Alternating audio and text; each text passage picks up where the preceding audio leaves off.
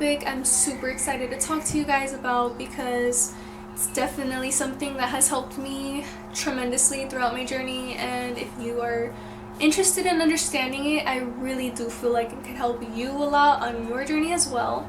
So with that said, I'm going to jump in right into astrology. Now, what is astrology basically? It's studying the stars.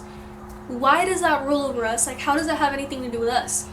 Well, you have water in your body, you have electricity, we have star matter within us. Like, we are a species that has that. So that's why it's so important on what's going on in the sky, and that's why your birth chart is so important. It's basically a screenshot of, the time you were born, your birthday, and your rising sign sets up your entire chart. So I will be getting into the different types of charts, and because we don't only just have one, by the way. So the first chart that I do want to talk to you guys about, that I feel like really could help you guys out the most, well, one of them, is the composite chart. It's basically, if you've ever wondered, what is somebody's purpose in my life? Like, what am I supposed to teach them? What are they supposed to teach me? Why do we clash certain ways? Why is our dynamic like this? That's going to answer your question, because what a composite chart is, it's two birth charts of two individual people merged to find the midpoint. Now, if you're very familiar with houses, first to the 12th house, as every zodiac rules a specific house, the placements itself will tell you the energies within that relationship. So it is basically the birth chart of a relationship itself. That could be romantic, but that can also be platonic. It doesn't have to be just one. It could be anything really, because it will help you out with those dynamics and understanding those. Second chart is synastry, where it's like, have you ever wondered, are we compatible? Yeah, your synastry chart's gonna tell you that, because with synastry, unlike composite, that it's merged, it is completely separate. However, the only thing that is aspecting each other is the sense of where does that person's planets fall into your chart, and how do those planets get along with each other. That's going to play out and tell you if you are compatible, because it's going to tell you a lot of whether you clash or not, whether you identify with the same values, the same things, whether you like the same things, stuff like that. Where would you find conflicts? Like, that's going to tell you that. Now, I'm not really going to get into the sidereal astrology, only because personally I do resonate more with the Western, and I feel like I can help you guys to the maximum if I'm showing you guys in a way that actually helps me, versus kind of just telling you guys surface information that I'm not really too familiar with. So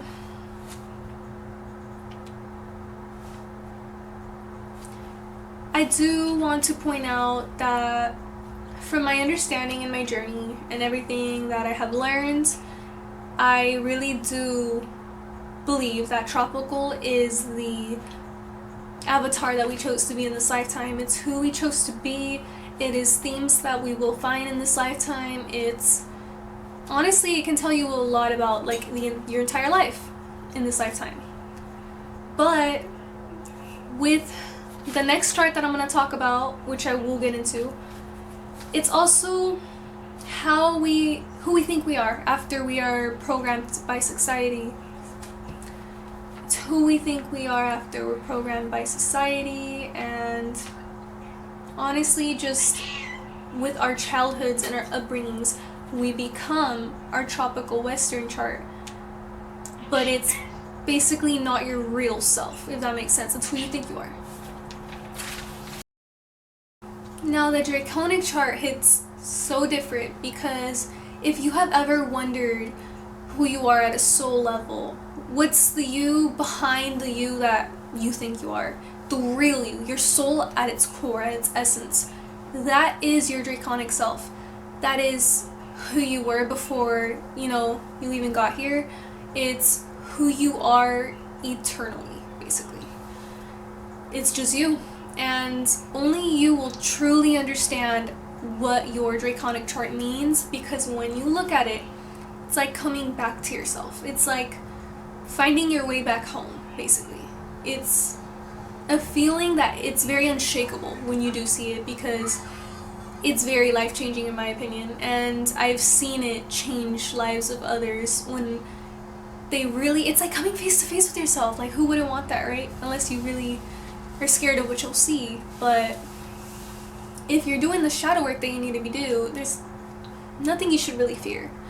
Now, I will talk about something very interesting that I've kind of observed and found.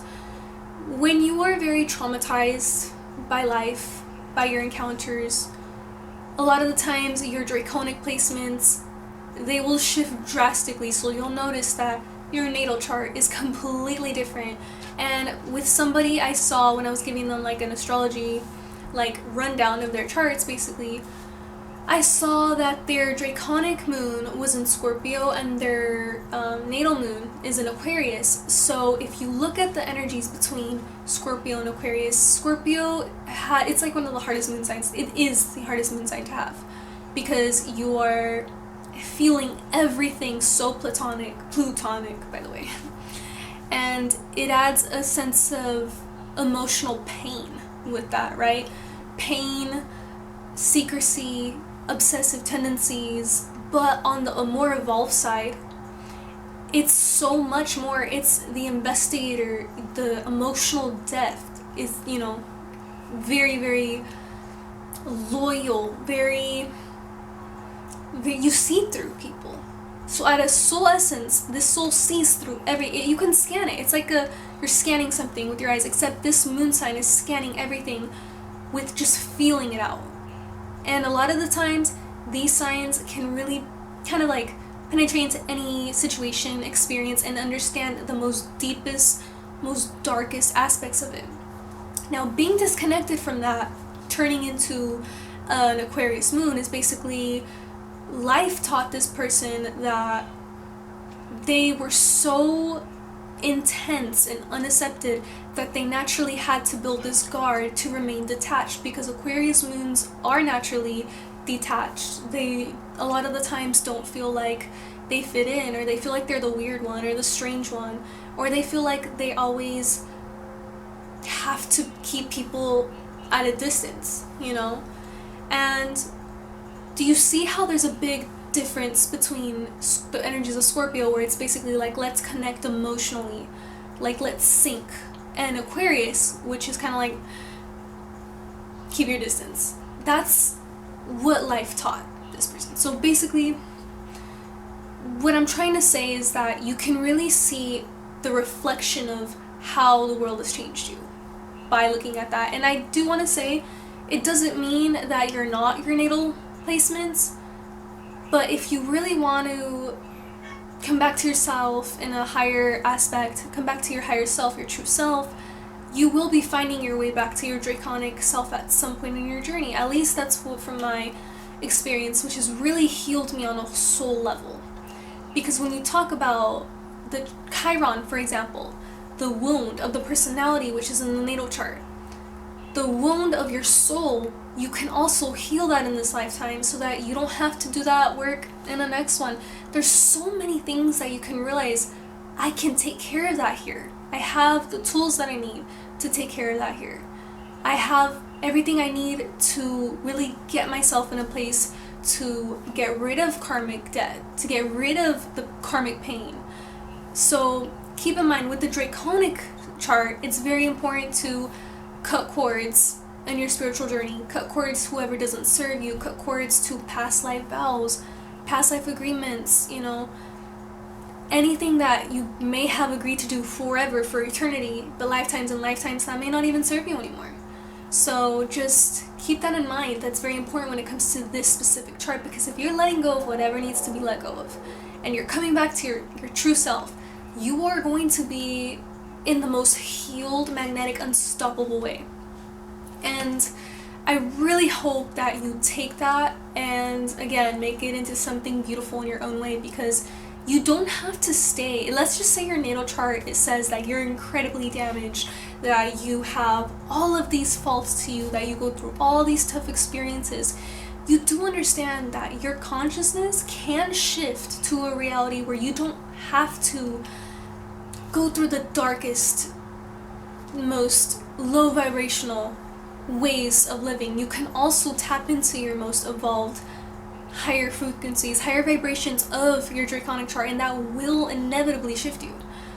I know I talk about reality jumping, but this really does go into play, because think of it like astrology and timeline shifting holding hands. Because let's just say when you're following your astrology, it'll guide you. Okay, this is the best time to take this leap. This is the best time to embrace this aspect. It's the best time to heal this wound. While you're timeline jumping, I will tell you now, there will be nothing that stops you from getting exactly to where you're trying to go, because of the fact that you're basically getting down all the bowling pins. You're knocking them down one by one, because you're thinking smartly. You're thinking in a way that's going to get you to where you need to be. You're not thinking of ways of how that's not possible for you. You're thinking of ways that you're going to do it anyways. If you resonate with me and you resonate with this channel, I'm gonna need your mindset to be, I can do this, and I will do this, and watch me do this. Because it's not just about you proving it to, other people. No, it's about you proving it to you. You proving to yourself that you can do something that you told yourself that you were gonna do, that you set your mind on doing. Do you not think that that's gonna give you such groundedness, such confidence, such in yourself, like such trust? All I'm doing is laying out some tools on the table. You ultimately have the decisions to say, I can take these tools and I can build my way, or I can acknowledge that these tools are there, but it may not be my time right now. Either way, there's no right or wrong answer.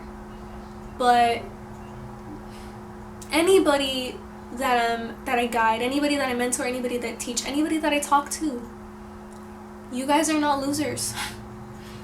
You guys are meant to go wherever you want to go. You guys are meant to do so much bigger things than you even imagine. You just have to introduce yourself to the version of you that already has all that, and watch your life change. I know from afar, because I am very private with my life to an extent, it can seem like kind of overnight things just happened. Oh, she just must be lucky. I did the work. Don't undermine my work. I did my work. I did my time. I did my time in the shadows. I did my time learning. I did my time being patient. And honestly, I did my time listening to my guides. And I will always listen to them. They're amazing. But it's not something that you can just do overnight. But I promise you, if it's something that you decide you want to do, and you change your mindset, and you kind of decide, okay, from now on, this is where I'm going, you'll get there. I hope this video helped you, and I truly hope that you will become the best of yourself, and I know that you can.